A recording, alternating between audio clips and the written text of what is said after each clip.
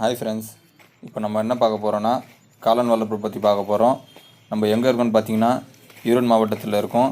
இங்கே ஒரு விவசாயி வந்து ஒரு 20க்கு 7 அடின்னு 2 கொட்டாயை போட்டு காளான் வளர்த்துட்டு வர்றாரு. இவருக்கு மாத வருமானம் 30,000க்கு மேலே வரப்போகுது. இவர் வந்து சிம்பிளாக ஒரு 30,000 செலவில் தான் காளான் வந்து ஸ்டார்டிங் உற்பத்தி பண்ணியிருந்தார். இப்போ வந்து நல்ல சேல்ஸ் ஆகின்னு இருக்குது. காளான் வந்து பார்த்திங்கன்னா டே பை டெய்லி வந்து நம்மளுக்கு வருமானம் கொடுக்குறது ஒரு வந்து பார்த்திங்கன்னா காளானில் தான் இருக்குது. இவர் வந்து விவசாயம் கூட பண்ணின்னு இருக்காது. இது சைட் பிஸ்னஸ்லேயே இவருக்கு வந்து 30,000 கிட்ட வந்துன்னு இருக்குது. இவர் வந்து நிறைய பேர்கிட்ட ஆலோசனை பண்ணி இந்த காளான் பிஸ்னஸ் ஆரம்பிச்சிருக்காரு. இப்போ சக்ஸஸ்ஃபுல்லாக ரன் பண்ணின்னு இருக்காரு. இந்த வைக்கோல் தான் அவர் வந்து காளான் ப்ரொடக்ஷன் பண்ணுறதுக்கு யூஸ் பண்ணின்னு இருக்காரு. நம்ம வந்து அவர்கிட்ட டேரெக்டாக என்னென்ன எப்படி உற்பத்தி பண்ணுறாங்க, இதில் என்னென்ன நன்மைகள் தீமைகள் எல்லாமே டேரெக்டாக அவர்கிட்ட போய் டிஸ்கஸ் பண்ணலாம். வீடியோக்குள்ளே போகலாம். வணக்கம், என் பேர் லோகநாதங்க. ஈரோடு மாவட்டம் நம்பியூருங்கிற ஒரு கிராமத்தில் இருக்கு.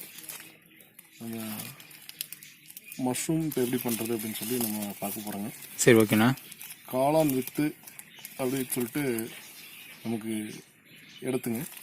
வைக்கோல் நல்லா பாயில் பண்ணி 80 டேரில் பாயில் பண்ணி இந்த மாதிரி ஒரு உருளை வடிவ பாலித்தீன் கவரில் 5 லேயராக ஸ்பானை உள்ள இனாக்குலேட் பண்ணிடுவாங்க. சரி, ஓகேண்ணா. உள்ள இனாக்குலேட் பண்ணிவிட்டு ஒரு 3-4 நாள் வந்து ஒரு தனி அறையில் வச்சுருப்பாங்க. 4 நாளில் இது எப்படி பூசணம் வளர்ச்சியை பார்த்துட்டு நல்லா வளர்ந்தது அப்படின்னா இந்த மாதிரியான இருட்டறைக்கில் ட்ரான்ஸ்ஃபர் பண்ணுவாங்க. இல்லை, வெயில் படக்கூடாதானே இதில்?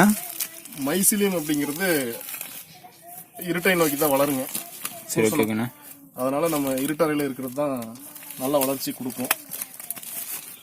இந்த மஷ்ரூம் சாப்பிட்றோம்ல, அந்த மஷ்ரூமாண்ணா இது? இது சாப்பிடக்கூடிய மஷ்ரூம் தாங்க. சிப்பிக்காளான்னு சொல்லிட்டு பேருங்க. இல்லை, எப்படின்னா இது வளர்க்குறது ஸ்டார்டிங்கில்? நம்ம காளானோட வித்தை இன்னாக்குலேட் பண்ணி இதில் 3 நாள் கழிச்சு எந்த கண்டாமினேட் எதுவும் இல்லை, வேற எந்த வேற பூசணம் எதுவும் பரவலை அப்படின்னா இந்த மாதிரியான ஒரு இருட்டறையில் கொண்டாந்து தூக்கிடுவாங்க. இதுக்கு பேர் இன்குபேஷன் ரூம்னு சொல்லுவாங்க. ஓகேண்ணா. இது வந்து 3ஆம் தேதி போட்ட படுக்கைங்க. ஓகேண்ணா. இது வந்து 8ஆம் தேதி போட்ட படுக்கைங்க. சரி, ஓகேண்ணா. இது மாதிரி வளர்ச்சி இருக்குங்க. எத்தனை நாள் இந்த மாதிரி இருக்கும்? இது வந்து ஒரு 12 நாள் 13 நாள் இதை இந்த மாதிரி வேணால் இருட்டறையில் வச்சுருப்பாங்க. சரி, ஓகேண்ணா. கட் பண்ணிக்க. இன்குபேஷன் ரூம்ல இருந்து நம்ம 13 நாள் ஆனோடனையும் இந்த மாதிரியான ஒரு குளுமையான அறைக்கு ஷிஃப்ட் பண்ணுவாங்க. ஷிஃப்ட் பண்ணும்போது உங்களுக்கு காளான் இந்த மாதிரி ஃப்ரூட் ஆகி காளான் வந்துட்டுருக்குங்க. இது வந்து இன்னைக்கு பறிக்கக்கூடிய ஸ்டேஜில் உள்ள காளானுங்க. இது வந்து 2 நாள் வளர்ச்சி. இதுங்க இன்னும் அது அந்த மாதிரி பெருசாகுங்க.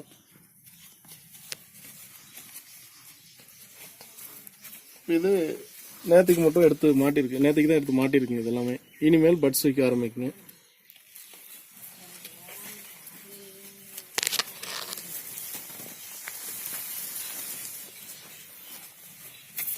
இது இன்னைக்கு இப்போ பறிக்கக்கூடிய இப்போ ஒரு அரை மணி நேரத்தில் இதை பறிச்சிடலாங்க. இது அவ்வளோதானே? இது ஹையஸ்ட்டாக வளர்றது? ஆமாங்க, இதை பறிச்சிடலாம். இன்னும் கூட வளர விடுவாங்க. நம்ம வந்து 3/4 தரத்தில் பறிச்சிடுவோம். ஏன்னா குவாலிட்டி மெயின்டைன் பண்ணுறதுக்காக இதை 3/4 தரத்தில் பறிச்சிடுவாங்க. இதை விட அதிகமான வளர்ச்சி தான். இது ஒரு இதில் வந்து எவ்வளோ நான் வளரும்? இது எத்தனை கிலோ நான் வளரும்? இது ஒரு படுக்கைக்கு 600 கிராம் வந்து 900 கிராம் வரைக்கும் சூழ்நிலையை பொறுத்து வளருங்க. சரி, சரி, ஓகேண்ணா. அதுக்கு மேலே வரதுக்கு வாய்ப்பு இல்லைன்னா? வாய்ப்பு வருங்க. நம்ம வச்சுக்கிட்டே இருக்கணும். 600 கிராம் நல்ல குவாலிட்டியா வருங்க. இல்ல, இப்போ 600 கிராம் வித்துறீங்க, திருப்பி அது வருமானு கேக்குறேன். அதுல அந்த பட்டுல மறுபடியும் அடுத்து 10 நாள்ல வந்துட்டே இருக்குங்க. இது வந்து ஒரு 300 கிராம் வருங்க. சரி, ஓகேண்ணா. இதுல ஒரு 100 கிராம், இதுல ஒரு 100 கிராம் வருங்க. சரி, ஓகே. 500 கிராம் வந்திருக்குங்க. அதுக்கப்புறம் 10 நாள் கழிச்சு ஒரு 200 கிராம் வருங்க. அதுக்கப்புறம் ஒரு 10 நாள் கழிச்சு மறுபடியும் ஒரு 200 கிராம் வருங்க. இது வந்து 2ஆம் நாள் மொட்டுங்க. இது நாளைக்கு அந்த மாதிரி ஃப்ரூட் ஆயிருங்க. ஓகே, ஓகேண்ணா.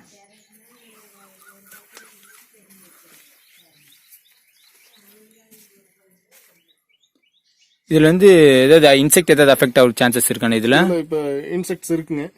பாருங்க, இதுல இன்செக்ட் ஆனதானே? இது வந்து ஈல்டு முடிஞ்சதுங்க. ஓகே, ஓகேண்ணா. இப்போ நம்ம வந்து இது சுத்தமா மெயின்டைன் பண்றதுனால நம்ம கிட்ட பூச்சி எல்லாம் எதுவும் இல்லைங்க. பூச்சி வர்றதுக்கு என்ன வாய்ப்புனா எப்படி நான் வரும்? அது எப்படி தடுக்கிறீங்க? இது ஆக்சுவலா இது வந்து இதுக்குள்ளேயே வந்து மைசீலியத்தை சாப்பிடக்கூடிய புழுக்கள் உருவாகும். தானாகவே உருவாகும். இது வந்து கூட்டுப்புழுவாகி அது வந்து பட்டுப்பூச்சி மாதிரி ஒரு கருப்பு இன்செக்ட்ஸ் நிறையா இருக்குங்க. அதெல்லாம் கண்ட்ரோல் பண்ணுறதுக்கு இது மாதிரி சுடுதண்ணி. சரி ஓகேண்ணா. இந்த சுடுதண்ணியில் நம்ம இயற்கை முறையில் என்ன பண்ணுறோம் அப்படின்னா நல்லா சுடுதண்ணி கொதிக்க வச்சுக்கிறோம். சரி ஓகேண்ணா. கொதிக்க வச்சுட்டு இது 2 விஷயம் பண்ணலாங்க. இந்த பச்சை கற்பூரம் இருக்கு இல்லைங்களா? ஆமாண்ணா. பச்சை கற்பூரம், ஓமத்திரா இதெல்லாம் வந்து அந்த சுடுதண்ணியில் நல்லா பாயில் பண்ணி ஓகேண்ணா அப்படியே மூடி வச்சு கொண்டாந்து வச்சுட்டோம் அப்படின்னா அந்த ஒரு மாதிரி நெடியில் பூச்சியெல்லாம் ஓடிடுங்க. எத்தனை நாளைக்கு ஒரு வாட்டிண்ணா இது பண்ணோம்? இது வந்து நம்ம எப்பப்பெல்லாம் பூச்சி வருதோ அப்போ பண்ணலாங்க.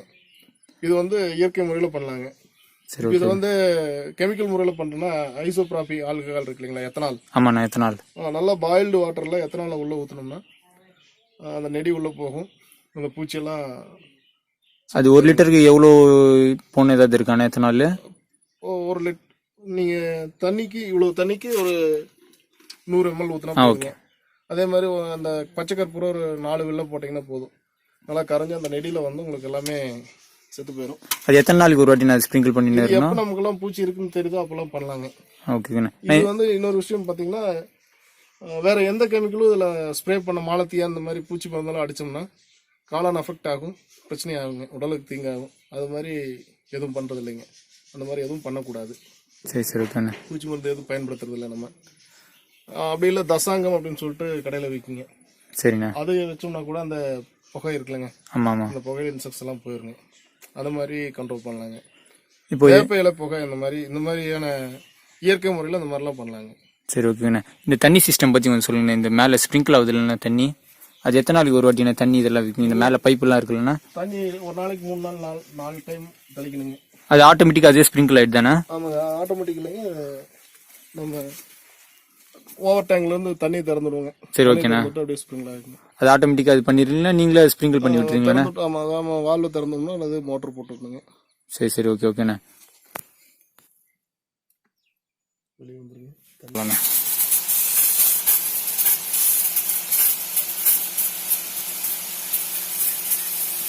ஆ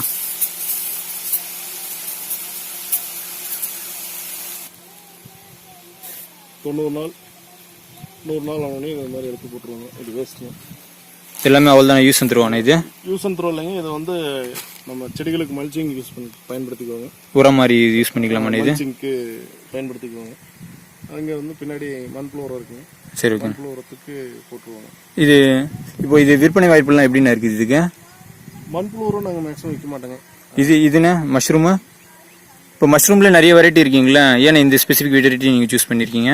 இது மட்டும்தான் ஆர்கானிக்கில் பண்ண முடியுங்க. மற்றெல்லாம் ஆர்கானிக் பால் காளான் ஆர்கானிக்கில் பண்ணலாங்க.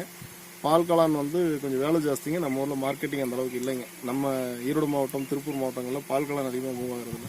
சிப்பி காளான் நல்லா போவாங்க, மொட்டு காளான் போகுங்க. அதனால சிப்பி காளான் சூஸ் பண்ணியிருக்கீங்க. இப்போ சிப்பி காளான் வந்து யார் யாருக்கு நான் எக்ஸ்போர்ட் பண்ணுறீங்க? எந்தெந்த மாதிரி கடைக்குலாம் பண்ணுறது இல்லைங்க. நம்ம லோக்கலில் இருக்கிற கஸ்டமர் கேட்குற கஸ்டமருக்கு மட்டும் தான் கொடுக்குறோங்க. இல்லை வருமானம்லாம் எப்படின்னா மழை காலத்துக்கு சூழ்நிலைக்கு ஏற்ற மாதிரி அது 800 பெட்டு மெயின்டைன் பண்ணால் டெய்லியும் வந்து 10 கிலோ எடுக்கலாங்க. ஓகே ஓகேண்ணா. 1 கிலோ எப்படின்னா போகுது? வந்து 10 கிலோ எடுக்கலாங்க. ஒரு நாளைக்கு 2 கிலோ வரும், ஒரு நாளைக்கு 5 கிலோ வரும், ஒரு நாளைக்கு 20 கிலோ வரும். அந்த மாதிரிங்க. நம்ம 1000 பெட்டு ரெகுலராக மெயின்டைன் பண்ணோம்னா 15 கிலோ வரைக்கும் எடுக்கலாங்க. ஓகே ஓகேண்ணா. 1 கிலோ எப்படின்னா போகுது? இது வந்து 150 ரூபா, 160 ரூபா. நம்ம ரீட்டைலில் கொடுத்தா 150 ரூபா வரைக்கும் கொடுக்கலாங்க. ஹோல்சேல் அப்படின்னா மொத்தமாக பாக்கெட் போடாமல் மொத்தமாக கொடுத்தோம்னா 150 ரூபா அந்த மாதிரி கொடுக்கலாங்க. 1 கிலோ பாக்கெட் போட்டால் அந்த பாக்கெட் சார்ஜ் எல்லாம் சேர்த்து 180 ரூபா அப்படின்னு சொல்லிட்டு கொடுக்கலாங்க. லோக்கலில் அது மாதிரி தான் கொடுத்துட்ருக்காங்க. இப்போ 1000 பெட்டு போட்டால் மாதத்துக்கு 20,000 வருமாண்ணா? 1000 பெட்டு போட்டால் மாதம் 30லேருந்து 40 ரூபா வரைக்கும் 40 ரூபா வருமாண்ணா? சரி ஓகேண்ணா. அது மெயின்டெனன்ஸ்லாம் எப்படின்னா அதுக்கு டைமிங்கில் எப்படின்னு எவ்வளோ நேரம் அது மெயின்டைன் பண்ணுறீங்க டெய்லி? நம்ம டெய்லியும் பெட்டு போடுறதுக்கு ஒரு 5 மணி நேரம் ஆகுங்க. சரி ஓகே. 15 பெட் பக்கமாக போடணுங்க. டெய்லி ரொட்டேஷன் பண்ணிட்டு இருக்கணுமாண்ணா? 5 பெட்டு போட்டுக்கிட்டே இருக்கணுங்க. டெய்லி 5 பெட் போட்டோன்னா அது ஒரு 6 மணி நேரம் ஆகுங்க. சரி ஓகேண்ணா. ஊற வச்சு வேக வச்சு எல்லாம் சேர்த்து டெய்லி வேலையாண்ணா போன இதுக்கு? டெய்லி வேலை இருந்துகிட்டே இருக்குங்க. அது இப்போ ஸ்ப்ரிங்கிள் தண்ணி கூட 3 ஹவர்ஸ்க்கு ஒன்று எத்தனை நேரம் ஒன்று? ஒரு நாளைக்கு 4 முறை போடுவோங்க. ரொம்ப அதிகமாக போட்டாலும் கெட்டு போயிருங்க, பெட்டு கெட்டு போயிடும். அதே மாதிரி இன்செக்ட் வராமல் இருக்குது அதுக்கும் வீக்லி ஒன்ஸ் ஏதாவது பண்ணுறீங்களாண்ணா? அது ஒன்ஸ் எல்லாம் பண்ணுறது இல்லைங்க. நம்ம கிட்டத்தட்ட ஒரு 6 மாதத்துக்கு ஒரு டைம் தான் பண்ணுவாங்க. இது வீக்லி ஒன்ஸ் எல்லாம் பண்ணுறது இல்லைங்க. இன்செக்ட் வராதுங்க, சுத்தமாக மெயின்டைன் பண்ணிட்டு இருப்போங்க. சரி சரி ஓகேண்ணா. உங்கள் தகவல் தொடர்பு வந்து ரொம்ப மிக்க நன்றிண்ணா.